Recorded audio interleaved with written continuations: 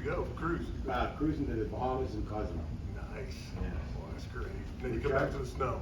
Yeah, right. Recharged and ready to go. That's right. You will have fun. Yes, sir. Look like you played some offensive line in your day. What's the key to a good offensive line? To make a good offensive line? Did play offensive line back in the day, and like EJ and I were just talking about, it's back in the old Big East days. You know, back 04 and 05, I played offensive line. To me, the key to playing offensive line, it all starts with toughness. You got to be a tough player, not just physically, but mentally, because this college football game, playing offensive line at this level, it is a grind. It's a grind in going out there and hitting every day. It's a grind in learning the playbook. It's a grind in the weight room. It's a grind over in the training room there with the meals and pulling back every once in a while. You know, maybe saying one less chicken wing, chicken breast, something. So it's always about the toughness. And then from there, we build into our technique and into our assignment. But everything to me starts with toughness all the time. Will you be involved much in the game planning also? Coach Cade and I will work closely with the game plan with each other. We'll consult with each other. Obviously, it's Coach Bell's offense, and whatever he wants to run, we're going to run. And he's had obviously so much success running the ball, throwing the ball around, just in general. So I really look to him as just a great play caller, and I'm going to defer to whatever he wants to do. But I will have some input into it. Yes, sir. Jeremy, what's the biggest challenge you think this offensive line group has ahead of themselves after the struggle that the overall team had last year? Yeah, I think, just going back and watching last season, I think the biggest thing we got to do is we got to stay healthy. We got to be available. We got to be out there playing. We got to have, a big squad of guys that are available on Saturdays, not just from a starting five standpoint, but from depth, because things will happen. Guys will get injured. Stuff will happen to people. So we got to have some backups there that can come in there and play a high level of offensive line play. So we got to stay healthy to be successful, I think. You worked with Cade for a couple of years now. How would you describe his offense and him as a play caller, game planner, and all that? The thing that I think makes him so special is his ability to get guys open, right? He's got so many different ways to manipulate defenses, to get players open, to manipulate big plays. Like, I've never seen anything like it, and I've been around for a little bit, and I've never really seen a guy who's so good at scheming things up and getting players open, not just from a receiver standpoint, but the running backs too. Understanding fronts, understanding blitzes, understanding stunts, and how to attack those things. And he's done such a great job in my time with him of doing those things that we need to be successful on offense that I'm so thrilled just to be with him again. For those returning, this is a whole different style. How do you prepare an offensive line? Or what do you do differently, or what's unique about preparing it for the type of speed that Kay wants to run? Conditioning, Coach Stack, conditioning, right? So we'll have to get them into shape, and they've done a great job just throughout the weight room and out there in practice. We're going at a really high tempo in practice, so they're getting a lot of reps at it. So, they're going to have to be in shape to be able to play in this offense, and I think that's something that'll come pretty quick. And then they're going to have to really learn, because when you play at a high tempo, things happen fast. The play call comes in, and then all of a sudden, bang, that ball snapped. So our guys have got to be on top of the playbook, and they got to understand it like they understand the back of their hands. Coach, you obviously had experience with Coach Bell, but what drew you to this job specifically? Why did you want to do this one? I'll tell you the history of line play here. I was at the recruiting event. What was it, signing day? The signing day event. And Jimbo Covert talked to me about offensive line play for like 15 minutes. And it was the coolest thing I've ever been a part of. Like, it was awesome. And that history that we have here, not just offensive line play, but defensive line play as well. Like, how could that not attract an offensive line coach? It would be impossible. I'd have to not have a pulse to not want to be here. So to me, Pitt is a dream job for any line coach on either side of the ball.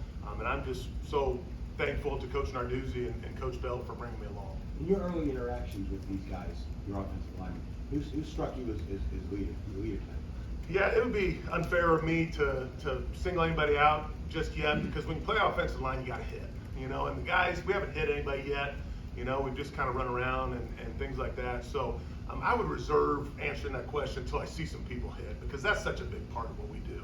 Like, you can talk all you want, but you got to hit. You got to be able to move somebody off the football. So when spring ball opens up and you and I talk in a month, I'll give you the answer to that question, and we'll have a little better direction on where we're at on that. Injuries were a big concern for Pitt last year, but with that also was experience that guys got because of that. Now you have a lot of younger guys that are in your room right now.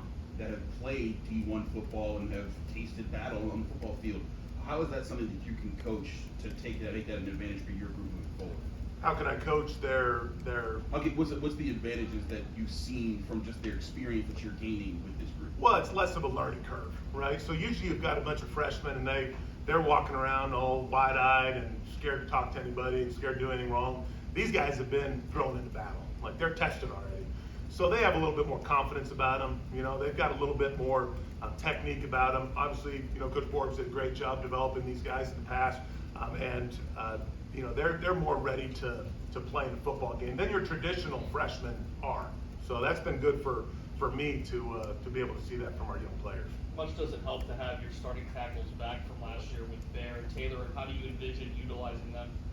Absolutely love those two players. Great human beings, and that's kind of what's important to me. Is not just you're a great player, but you're a great human being. And I think those two are great human beings.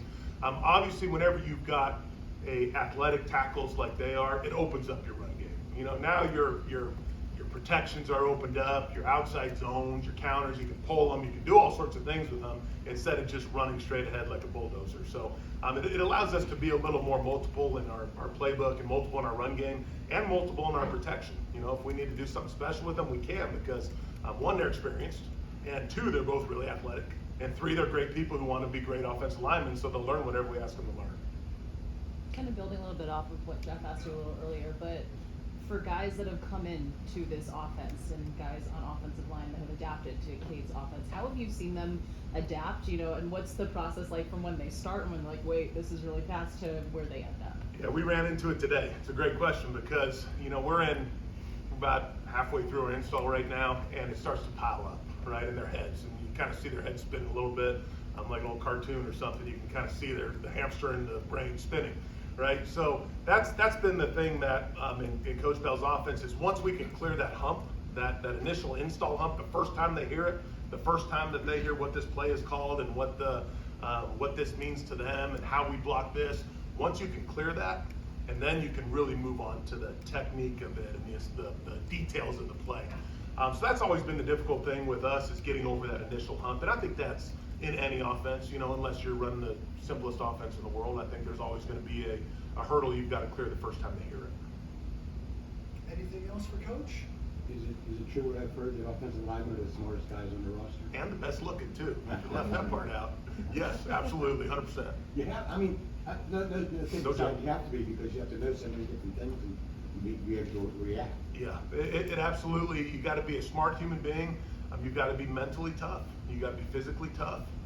You got to really not have an ego because, as you and I both know, the glory is not in the offensive line play. It's in the receivers and the running backs and those guys. You know, we celebrate their victories, and that gives us the happiness. When one of coach's running backs goes for 70, that's like eating the greatest chicken wing buffet in the world to an offensive lineman. Like, we love it, and that's where we get our jollies from, is success from other people. What did Jimbo tell you about offensive line play? He loved to tell me some old stories about just toughness and coming off the football. To him, I think that was one thing that he wants to see most is our guys play physical.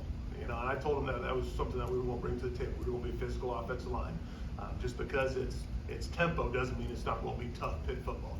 So, you know, that was one thing that he was excited about was, you know, us getting off the ball and not playing lateral or in the backfield or anything like that, and us setting the line of scrimmage. I told him that we were going to do our best to get that done. Coach, thank you so much. Thanks, guys.